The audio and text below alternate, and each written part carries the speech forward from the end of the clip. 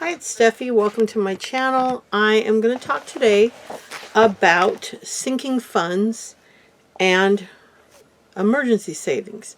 What is the difference? I touched on it a little bit in my last video, but this is a term I only recently heard. End of last year maybe. I'm like, what is a sinking fund? Well, basically a sinking fund is similar to an emergency fund.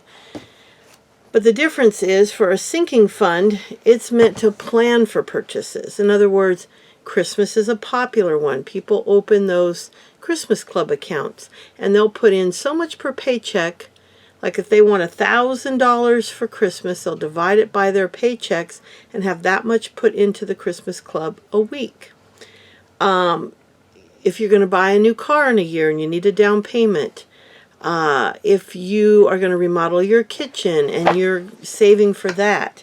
Some other sinking fund ideas are Christmas savings, I said, vacation savings, yearly subscriptions. You know that your Amazon's going to be due in February or March of every year. Car maintenance that's planned, like you have to get your car registered and you have to get it inspected.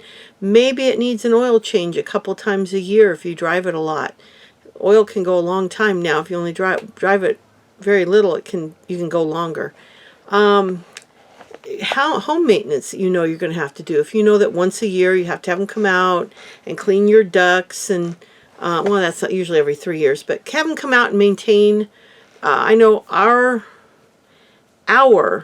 the guys that installed our HVAC unit a few years ago, they come out every 6 months and they do maintenance on the machines to check all of them, to make sure they're all running, to make sure they're clean, and they clean them. Now they offer a service that we pay for on both of our homes, both this house and our rental. We pay $48 per house a month, and it gives us free maintenance every 6 months on both houses. They also spray for bugs. Crazy. They'll go around your house and outside, spray for bugs. They clean the units, and they inspect them. I also don't get charged a service fee if I call them out, even on weekends and nights. And then so much a year goes toward the purchase of a new unit. So if I have it for 10 or 20 years, I think $100 a year goes toward a new unit. So it's for $100, it's a good investment for us. That just is in my bills. But weddings, if you're planning a wedding for yourself or one of your children, birthdays, if you're saving up for birthdays, pet and vet bills that are planned, like your dog has to go in every 6 months for shots, or you have to buy the expensive meds for them every so many months. Those are things that can be used in a sinking fund. And from what I've researched, some people will have a sinking fund for everything, like everything car related and everything home related. They'll have 10 or 12 funds, but you can have one and have a notebook where you carefully keep track of what's going into that fund and how much goes to each category. Emergency funds are a little different. Now, those are for true emergencies. If you get laid off at work, helps you replace your salary. That's why having a 6-month emergency fund is really handy, because if you got laid off or got injured and couldn't work, you might get disability. Some companies pay disability for non-work accidents or injuries. Some don't.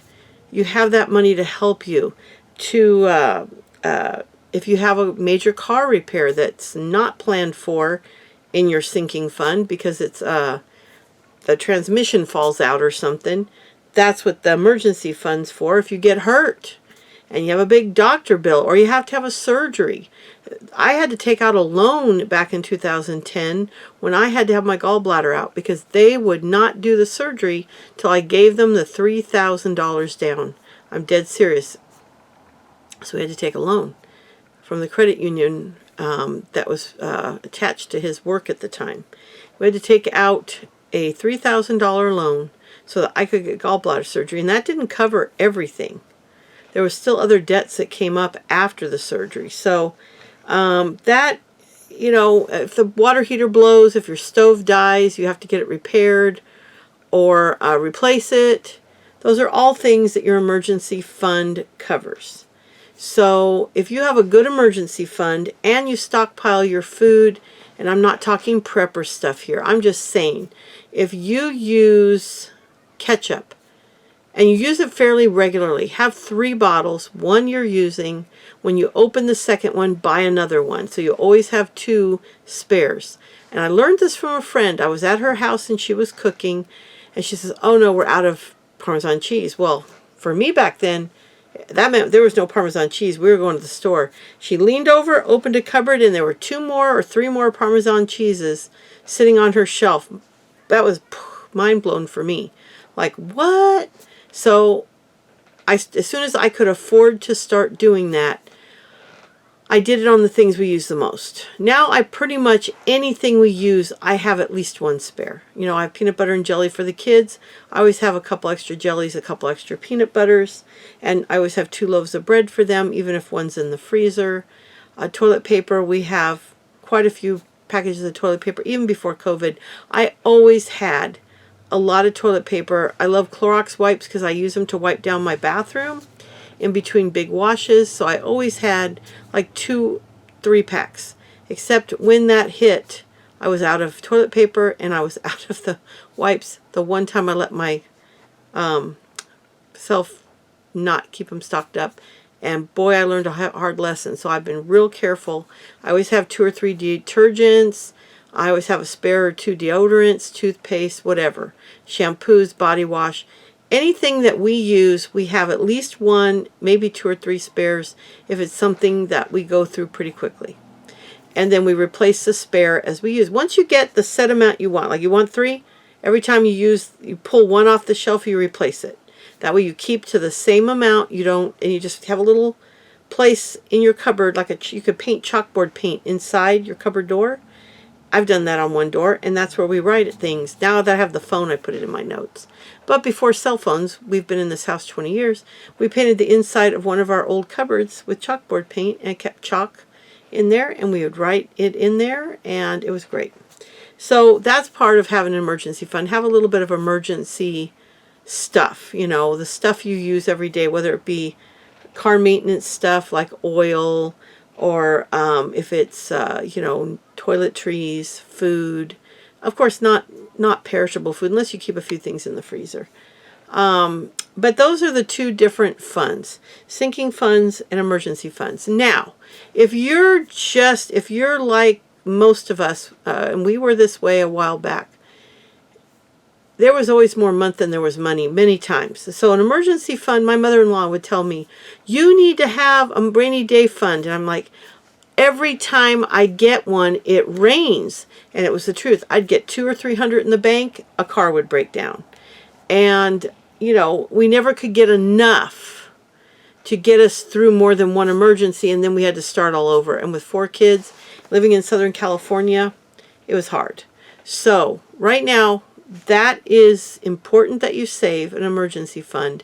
But right now, the most important thing is to make sure you know what's coming in and what's going out so that you can balance your budget. And it might be hard because until you can get to where everything is in the week it's due, which could be waiting for an extra paycheck month, it's a struggle if you're behind. And we've been there and done that. And this is why I started this journey in 2023. We were very frugal when our kids were growing up. We were broke. We had 4 kids. My husband had good jobs.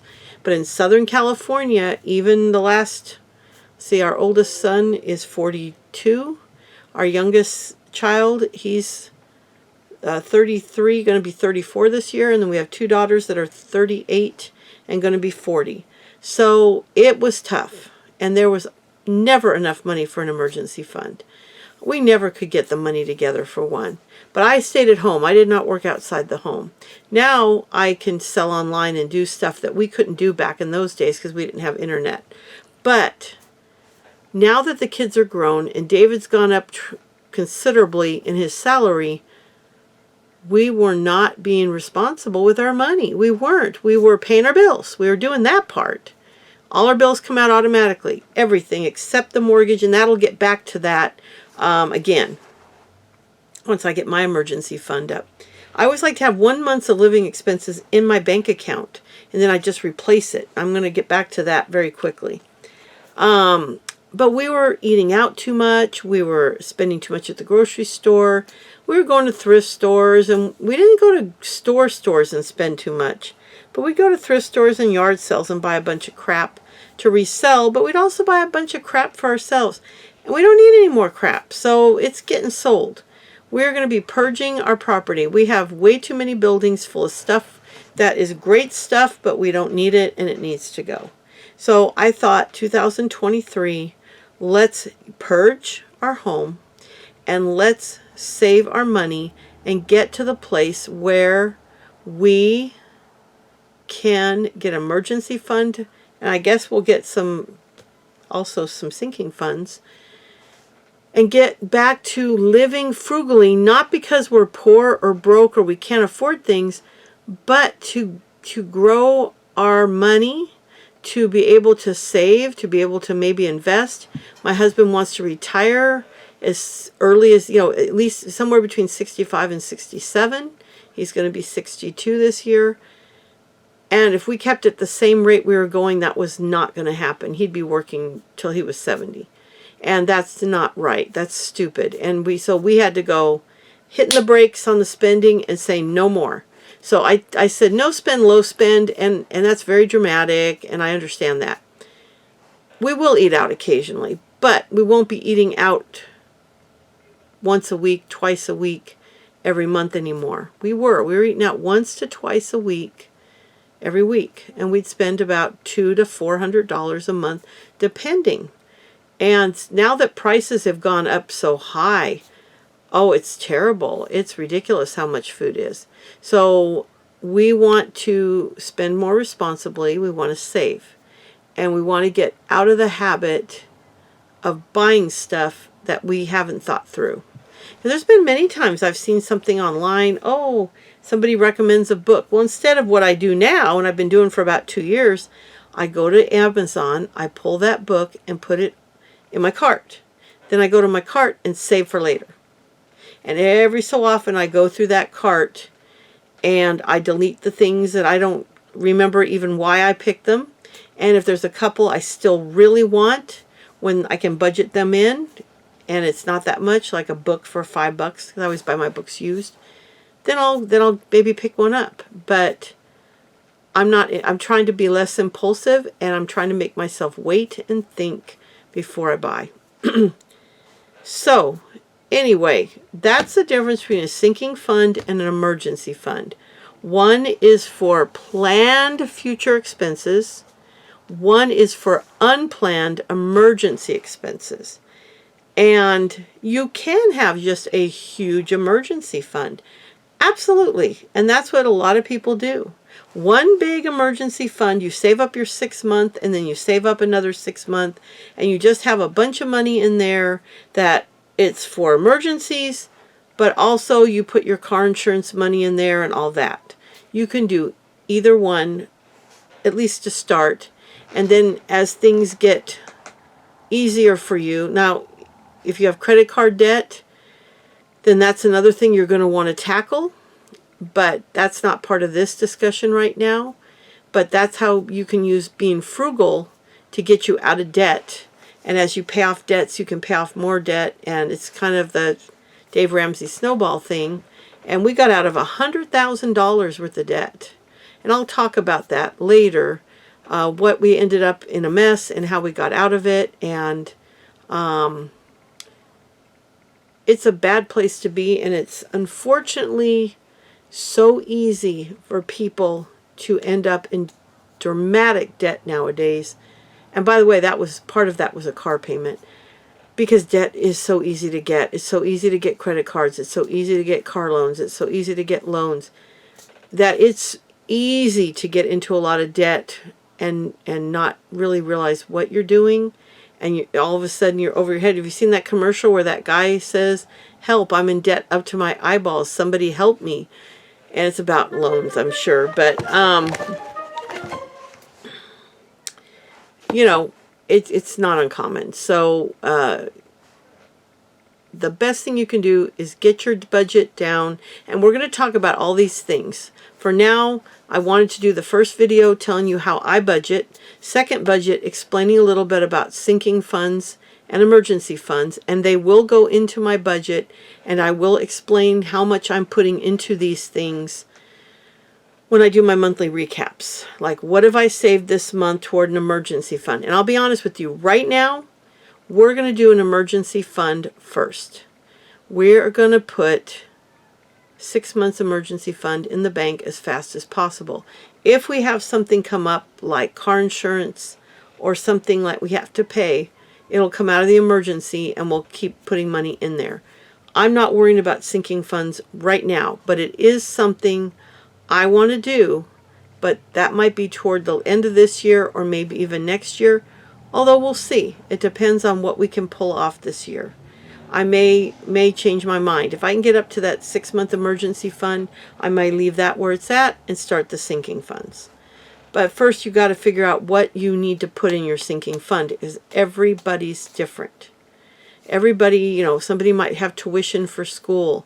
They may have a wedding. They may have a big Christmas they want to save for, or a vacation that they've been dreaming of and they want to go in a year or two.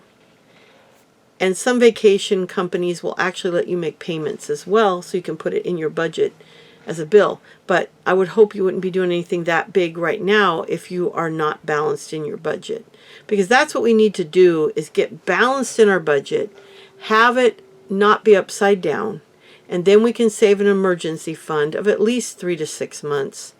And that way you've got protection, and then you can save for whatever you want to do.